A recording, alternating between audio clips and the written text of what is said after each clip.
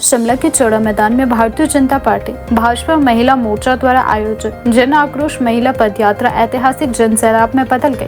प्रदेश के विभिन्न क्षेत्रों से आई हजारों महिलाओं ने इस रैली में भाग लेकर भारतीय राष्ट्रीय कांग्रेस के खिलाफ अपना रोष व्यक्त किया। यह कार्यक्रम केवल एक राजनीतिक आयोजन तक सीमित नहीं रहा, बल्कि महिलाओं के सम्मान, अधिकार और राजनीतिक भागीदारी के लिए भी एक निर्णायक आवाज के रूप में उभरा। पूरे मैदान में नारी शक्ति के नारों से गूंज सुनाई दी, जिससे यह स्पष्ट हुआ कि महिलाएं अब अपने अधिकारों के लिए संगठित और मुखर है। कार्यक्रम की अध्यक्षता भाजपा महिला मोर्चा की प्रदेश अध्यक्ष डेजी ठाकुर ने की। उन्होंने अपने संबोधन में कहा कि महिलाओं की भागीदारी के बिना समाज और राजनीतिक का संतुलन विकास संभव नहीं है और यह पद यात्रा उसी दिशा में एक महत्वपूर्ण कदम है।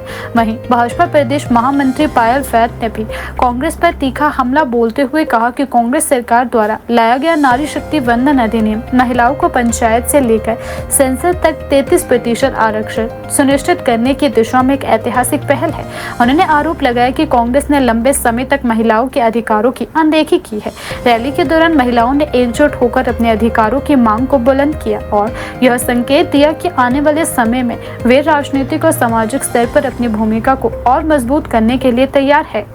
आज शिमला में यहाँ पर जन आक्रोश महिला पदयात्रा आयोजित की गई है।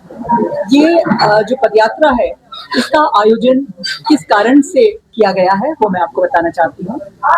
हाल ही में 17 अप्रैल को भारत के लोकतंत्र में एक काला दिवस था, जो स्वर्णिम अक्षरों में लिखा जा सकता था और महिलाओं के हक की बात जिसमें हो रही थी वो अब एक काला दिन के रूप में याद किया जाएगा।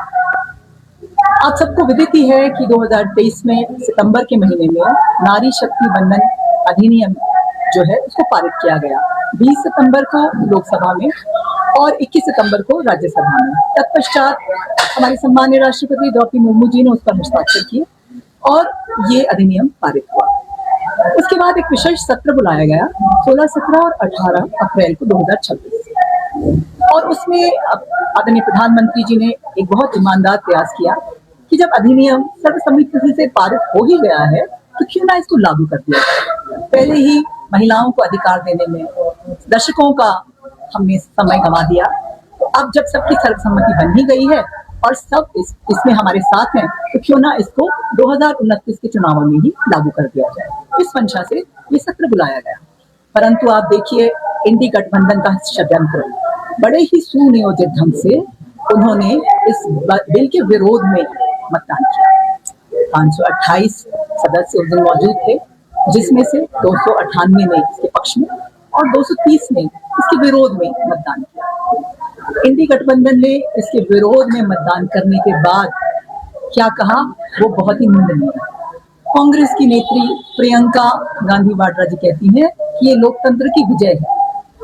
वो नेत्री जो कहती है लड़की हूँ, लड़ सकती हूँ और लड़कियों के पक्ष की बात करती है, वो इस तरह की बात करें तो ये मन को आहत करने वाला है। उसी प्रकार आपने देखा होगा कि मोदी जी ने कैसे संसद में बात करते हुए कहा था कि इसका पॉलिटिकल हमको कोई भी श्रेय नहीं चाहिए, श्रेय आपका ही होगा, we don't want political credit for this. परंतु फिर भी उनके कान पे जू तक नहीं लगी। आपने स्वयं देखा होगा राहुल गांधी जी कितनी हल्की बातें कर रहे थे, मजाक कर रहे थे, इतने गंभीर मुद्दे को उन्होंने गंभीरता से नहीं लिया और इसको गिराने के बाद जो खुशियां मनाई उसको हम सब महिलाओं ने देखा। पूरे देश की महिलाएं इससे आहत हुई, पीड़ित हुई, तालियां बजाई गई, मेज बजाई गई, खुशियां मनाई गई, ठहाके मारे गए और इसको उन्होंने अपनी विजय माना। इसको हमको इस बात का बहुत वेदना है, इसकी पीड़ा है और इसीलिए महिलाएं आज सड़कों पर आई। देखिए जब सेंसस 1971 में हुआ तो 54 करोड़ की आबादी है हमारे देश की और उस आधार पे 1976 में 550 का जो सदस्यों का निर्धारण किया गया था, जिसमें से 543 को फाइनल किया गया और आज 140 करोड़ हमारी जनसंख्या है। क्या ये सही है कि अभी तक भी 443 ही सदस्य लोकसभा में हो? क्या ये उस अनुपात से बढ़ना नहीं चाहिए?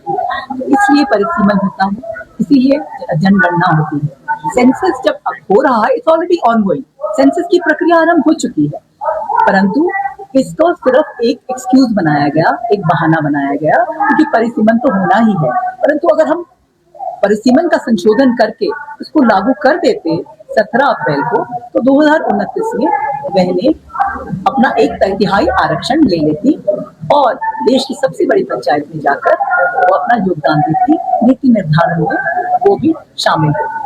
परंतु इन पार्टियों को ये मंजूर नहीं था। इंडी गठबंधन की जो पार्टियां हैं, ये परिवारवाद वाली पार्टियां हैं। इनको यदि महिला की बात करें, महिलाएं उनको केवल एक मतदाता के रूप में चाहिए, उनको एक भीड़ के रूप में चाहिए, रैलियों में बस में भर भर कर ले जाने के लिए चाहिए, हाथ में उनको झंडे पकड़ने के लिए चाहिए, दरिया बिछाने के लिए चाहिए। यदि महिलाओं का अधिकार की बात करें तो उनके परिवार की महिलाओं के अधिकार की बात वो करते हैं। कांग्रेस में अगर यदि सबसे पहले किसी महिला की बात होती है तो वो या सोनिया गांधी की होती है या प्रियंका गांधी वाड्रा की होती है। सपा में यदि बात होती है तो सबसे पहले डिम्पल यादव की बात होती है। इसी प्रकार आरजेडी में राबड़ी की बात होगी, निशा की बात होगी। उनको परिवारवाद से ऊपर कुछ नजर नहीं आता। जब सामान्य घरों से महिलाएं आगे जाएंगी और नीति निर्धारण में अपनी भागीदारी करेंगी और राजनीति में वो आगे बढ़ेंगी तो इनकी महिलाओं को चुनौती हो जाएगी। इसलिए वो महिलाओं को आगे आने ही नहीं देना चाहते।